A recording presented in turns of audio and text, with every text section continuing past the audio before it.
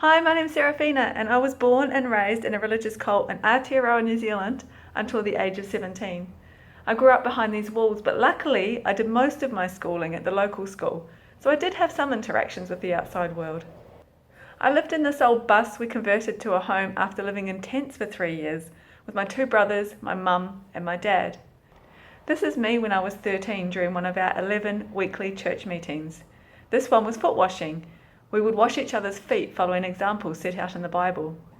My life in the cult was a mixture of a happy childhood, milking goats, pet lambs, riding horses, training sheepdog puppies, camping, swimming, running around with the other kids, and being part of a community, but also being heavily indoctrinated with religious propaganda, fear, alienated from society, working hard, praying, and being raised in servitude to the cult and its leader. This scene is completely normal to me. This is the man who started the cult, a very charismatic human being who ruled with a psychotic mixture of charisma and fear, using his leadership skills for his own personal gain. Women were considered less than men. We were taught that women were the cause of all sin and were not to be listened to or trusted. Women were considered unclean when menstruating, and education was unnecessary as their primary purpose was to have babies and look after the men.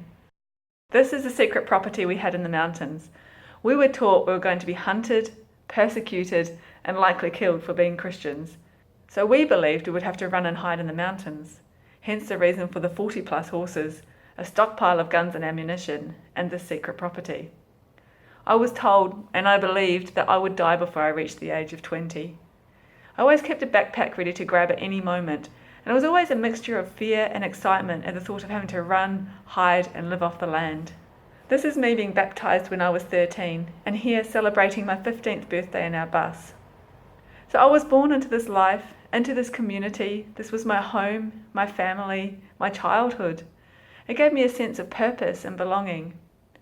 I attended a regular public school, which was hard. I was different, so it was easy to be the target of bullying and being spat on for being part of the God Squad. Yet in the cult, I had confidence. I knew my place, I knew what the rules were, and they were very black and white. If I did this, I would go to heaven, and if I did that, I would go to hell. Yet there wasn't much room for developing my own identity in the cult, nor having the confidence to do so out of the cult either. I eventually started to question why only 350 people living in Waipara, New Zealand were the only people going to heaven, and everyone else in the world was going to hell. I didn't understand, and I spent many nights as a child on my knees, in tears, praying to God, asking Him to be more merciful, begging Him to save all the people in the world, and telling Him it wasn't their fault they didn't know Him. I often felt powerless and confused. When I asked an elder in the church why we were the only ones going to heaven and everyone else going to hell, he told me not to ask questions, that it's not my place to question, and that I should just accept and trust God. But he then went further to say that I shouldn't be thinking my own thoughts, that I should let Jesus control my thoughts. As I grew older, I used to dream about running away and living in the world as a famous dancer or a singer, but I was afraid of the world too.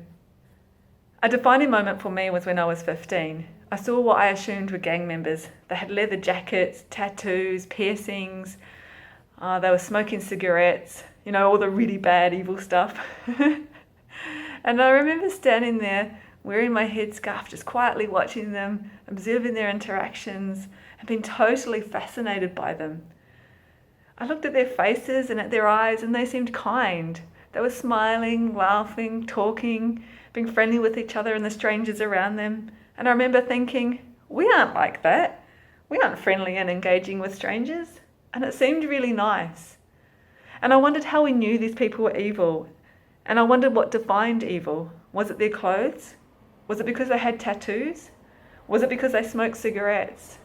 I was taught to judge that anyone who wasn't one of us was a bad and evil person, someone to be feared and not to be trusted.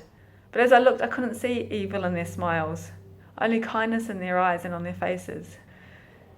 In true cult style, it fell apart due to sexual abuse, incest, rape, you name it, which I was lucky to evade. And at 17, I still had no idea I was living in a cult. I knew we were different, but that was all. When your whole world collapses around you, when your foundation falls apart, when everything you believe to be real and true is taken away in an instant, and when the people you loved and trusted the most, the ones who held your world together, are the ones responsible for it being torn apart, and when your whole life turns out to be a lie, you have nothing left to hold on to. When I took my headscarf off for the first time, I genuinely expected to be struck down by lightning. I remember that day well. I'd look up, look behind me, waiting, wondering what was going to happen. But nothing happened. I felt like I had gotten away with something monumental. So I decided to try something else. I wore trousers instead of a skirt. Nothing. I got my ears pierced. Nothing. I went into a music store which was previously forbidden. Nothing. There were absolutely no consequences to anything that I did. And life became a mixture of fun, excitement, freedom, and absolute emotional chaos. Since then, I've lived and travelled overseas. For many years, everything I own fitted into this backpack. I was a keen skateboarder.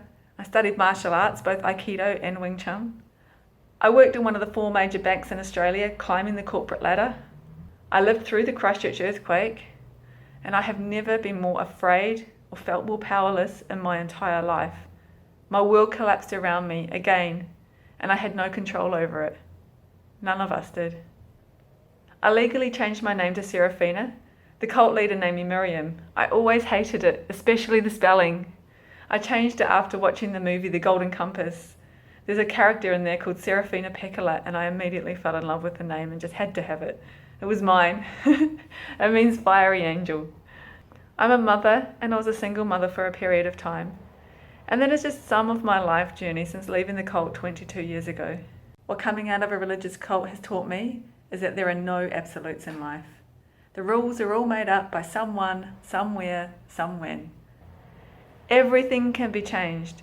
Every rule, every idea, every concept, every belief, every cultural and societal way of being can be changed. We are controlled and limited only by our own minds, by our ideas of what we think we should be based on what we have been taught, when really anything is possible.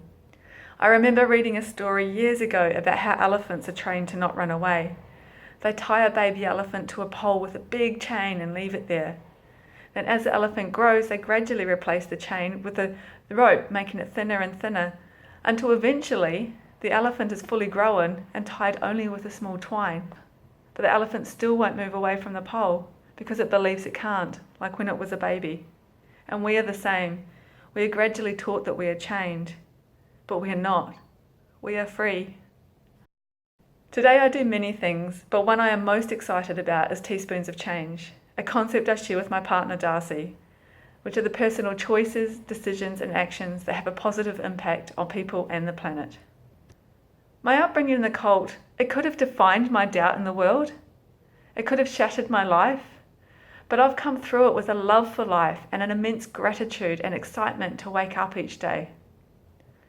My purpose in life is to help create a world where every person is empowered to own their freedom, where every person can be who they choose to be, a world where we are one community with the same access and the same opportunity for everyone, everywhere. I love to connect, listen, learn, co-inspire from people from all backgrounds, all cultures and all ages. Life has taught me to see beyond the limitations of culture, beyond the limitations of society, and beyond the limitations of belief. Life has taught me to embrace change and to create new ways of thinking, being, and doing in the world. And in closing, I'd just like to leave you with my favourite quote from Howard Thurman. Don't ask yourself what the world needs. Ask yourself what makes you come alive, and go do that, because what the world needs is people who have come alive. Thank you.